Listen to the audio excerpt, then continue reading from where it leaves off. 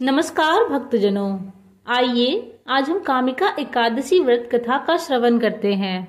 महाभारत काल के समय धर्मराज युधिष्ठिर ने श्री कृष्ण से कहा, हे प्रभु, कृपा करके मुझे कामिका एकादशी का महत्व और उसका वर्णन सुनाएं।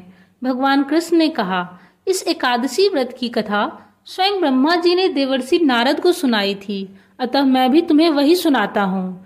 एक समय नारद जी ने ब्रह्मा जी से कामिका एकादशी की कथा सुनने की इच्छा जताई थी। ब्रह्मा जी ने कहा, हे नारद, कामिका एकादशी व्रत की कथा सुनने मात्र से वाजपेयी यज्ञ का फल मिलता है। इस तिथि पर शंख, चक्र और एवं गदाधारी भगवान विष्णु का पूजन होता है।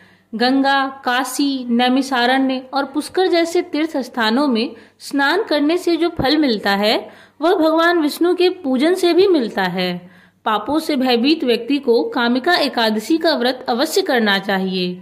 स्वयं प्रभु ने कहा है कि कामिका एकादशी व्रत से कोई भी जीव कुयोनि में जन्म नहीं लेता। इस एकादशी पर जो भी मनुष्य श्रद्धा भक्ति से भगवान विष्णु को तुलसी पत्र अर्पित करते हैं, उन्हें पुण्य फल की प्राप्ति होती है।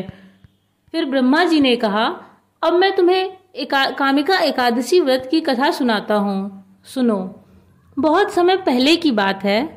एक गांव में एक परम तेजस्वी क्षत्रिय रहता था जिसका नाम भीमा था। इसी गांव में एक परम विद्वान ब्राह्मण गोपाल दास भी रहता था। भीमा को बात बात पर क्रोध आ जाया करता था। वह क्रोध को काबू कर पाने में असमर्थ था। वहीं गोपाल दास बहुत ही शालीन स्वभाव का था। एक दिन की बात है, किसी बात की वजह से दोनों में बहस छिड़ गई। गोपाल दास भीमा को बहुत ही शालीन तरीके से समझा रहा था कि भीमा ने क्रोध में आकर जमीन पर पड़ा हुआ पत्थर उठाया और गोपाल दास के सर पर दे मारा। देखते ही देखते गोपाल दास की मौके पर मृत्यु हो गई। क्रोध में अपने हाथों से ब्राह्मण की मृत्यु से भीमा बहुत दुखी हो गया और पछतावा करने लगा। मगर वही बात है कि अब पछताए क्या हो जब चिड़िया चुग गई खेत। क्रोध 2 पल के लिए होता है और उसमें मनुष्य महान से महान पाप कर बैठता है और बाद में अपने कृत्य पर सारा जीवन पश्चाताप करता रहता है। अब दुखी मन से भीमा अपने हाथों से मरे हुए ब्राह्मण का क्रियाकर्म करना चाहता था, परंतु दूसरे ब्राह्मणों ने उसे क्रियाकर्म में शामिल होने से मना कर दिया, क्योंकि उसने ब्रह्म हत्या जैसा महान पाप किया था। ब्रह्म हत्या का दोष होने के कारण अब उसके घर में कोई दूसरा ब्राह्मण अन्न ग्रहण करने भी नहीं जा सकता था। इस बात से भीमा बहुत दुखी रहने लगा। एक दिन भीमा के घर दूसरे गांव से एक ऋषि पधारे और भीमा से शिक्षा मांगी। इस पर भीमा ने कहा, हे ऋषिवर, मुझ पर ब्रह्म हत्या का दोष है, इसलिए मैं आपको भिक्षा नहीं दे पाऊंगा। मैं इस दोष के कारण बहुत दुखी हूँ, कृपया मुझे मेरा उद्धार कीजिए। भीमा की यह दशा देखकर ऋषिवर बोले, हे वत्स, तुम सावन माह के कृष्ण पक्ष की एकादशी, जिसे कामिका एकादशी भी कहते हैं, उसका भक्तिभाव से व्रत करो और व्रत का पारण द्वादशी तिथि को ब्राह्मणों को भोजन करवा के करो। ऋषि के बताए अनुसार भीमा ने व्रत का पालन किया और व्रत कथा का पाठ भी किया।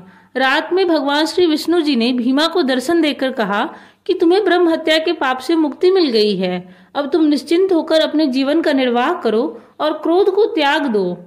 अब भीमा गांव में सुखपूर्वक रहने लगा और उसने क्रोध का त्याग कर दिया तथा भगवान श्री विष्णु जी का परम भक्त हो गया।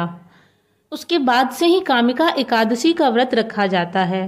कहते हैं, जो मनुष्य सावन में श्री हरि का पूजन करता है, उनसे देवता, गंधर्व और सूर्य आदि सब पूजित हो जाते हैं। और कामिका एकादशी का व्रत बगैर व्रत कथा के अधूरा माना जाता है। विष्णु पुराण के अनुसार कामिका एकादशी का व्रत करने से व्यक्ति कुयोनि को प्राप्त नहीं होता, उसे अकाल मृत्यु का भय नहीं रहता और व्यक्ति मृत्यु के बाद स्वर्गलोक को जाता है।